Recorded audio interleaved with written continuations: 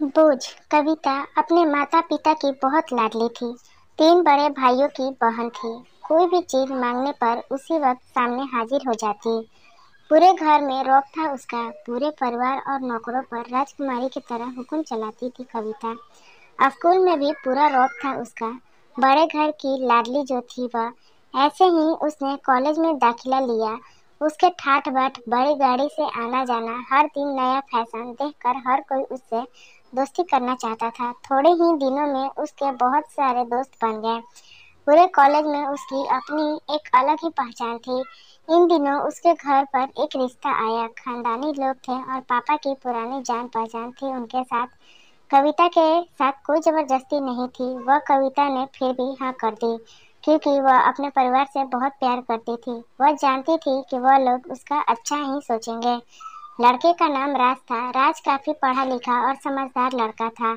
ससुराल वाले भी बहुत अच्छे थे। ससुराल में कविता की जगह वैसी ही थी जैसे कि मायके में कोई भी कार्य कविता की सलाह के बिना नहीं होता था। सबकी लाडली बहू बन गई थी वह। फिर उसके घर में एक बेटे का जन्म हुआ।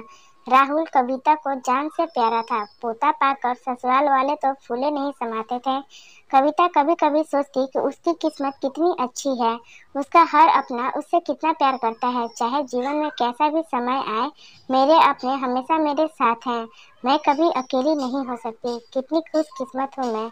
पर शायद कविता की खुशियों को उसकी अपनी ही नजर लग गई थी। एक दिन वह मायके जाने की जिद कर बैठी। राज को बहुत काम था, लेकिन वह फिर भी उसे ले गया। रास्ते में उसकी गाड़ी अन्य गाड़ी से टकरा गई। कविता, राज और राहुल बहुत बुरी तरह से जख्मी हो गए। काफी दिनों के इलाज के बाद राज और राहुल तो ठीक हो गए, लेकिन कविता पूरी तरह ठीक न हो सकी। सर पर चोट लगने के कारण वह अपनी आंखों की रोशनी खो बैठी। अब कविता की किस्मत जैसे उल्टे पास चलने लगी। मायके वाले कुछ दिनों तक उसे मिलने आते रहे, फिर कभी कभार फोन ही करके पूछ लेते कि अब कैसी हो। धीरे धीरे ये सिलसिला भी कम हो गया। ससुराल वालों की सहानुभूति भी कम होने लगी। घर में किसी को पास बैठने के लिए कहती तो जवाब मिलता, बहुत काम है, अब तुम भी हाथ नहीं बटा सकती। राज भी चिड़चिड़ा हो गया था। बस राहुल ही था उसके साथ, जिसके साथ हंसते खेलते उसका वक्त गुजरता। एक दिन कविता के हाथ से कुछ सामान गिर गया, जिसकी वजह से राहुल को हल्की सी चोट लग गई।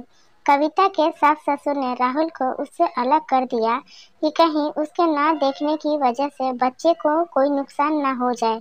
कविता अंदर से टूट चुकी थी। एक दिन उसने सबके सामने मायके जाने की इच्छा रखी तो राज उसे तुरंत मायके छोड़ आया, जैसे कि वह भी यही चाहता था। लेकिन राहुल को उसके साथ नहीं भेजा गया। कविता कभी राहुल से दूर नहीं रही थी, पर अपनी कमी के कारण उसने ज्यादा बहस नहीं की।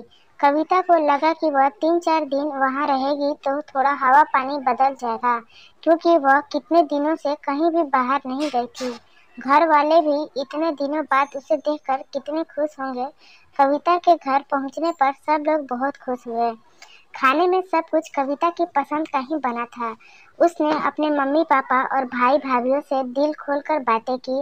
उनके छोटे छोटे बच्चे भी बुआ के साथ घुल मिल गए थे।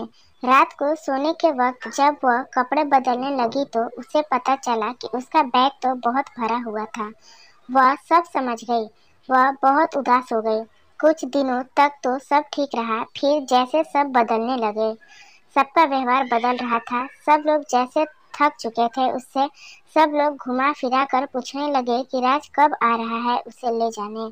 वह बहाना कर देती, जबकि वह जानती थी कि उस घर में अब उसके लिए कोई जगह नहीं। कविता से चलते वक्त कुछ न कुछ नुकसान हो जाता। थोड़ी बहुत टोका टाकी उसे सुनाई देती, वह टाल देती। एक दिन उसके हाथ से एक कीमती फूलदान टूट गया। छोटी भाभी ने बहुत हंगामा मचाया। कविता के माता पिता रोज रोज के झमेलों से तंग आ गए थे। उन्होंने राज को खुद से फोन कर दिया। राज कविता को अपने घर ले गया। कविता को अपने परिवार वालों से ये उम्मीद न थी। जिस कविता के कहे बिना घर में एक पत्ता भी नहीं हिलता था, उस घर के लिए वह अब बोझ बन चुकी थी।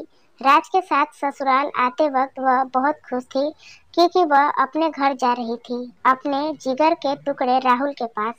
परंतु यह खुशी भी कुछ पल की ही थी। सारा बंदोबस्त पहले से ही किया हुआ था। कविता को सीधे ऊपर वाले कमरे में पहुंचा दिया गया। राहुल से दूर रहने की सख्त चेतावनी दी गई। एक काम वाली लता को उसकी जिम्मेदारी सौंपी गई, जो उसके खाने पहनने जैसी जरूरतों का ध्यान रखती। कविता ज्यादातर चुप ही रहती, कभी कभी काम वाली लता से थोड़ा बतिया लेती। उसके जरिए राहुल का पता चल जाता। सबकी लाडली बेटी और बहू सबके लिए लाडली से बोझ बन चुकी थी। आशा करती हूँ कि ये कहानी आपको पसंद आई होगी। इस कहानी पर आपकी क्या राय है, हमें कमेंट करके जरूर बताइए। कहानी पसंद आई हो तो लाइक और शेयर करना बिल्कुल भी ना भूलिए। चैनल पर नए हो तो चैनल को सब्सक्राइब जरूर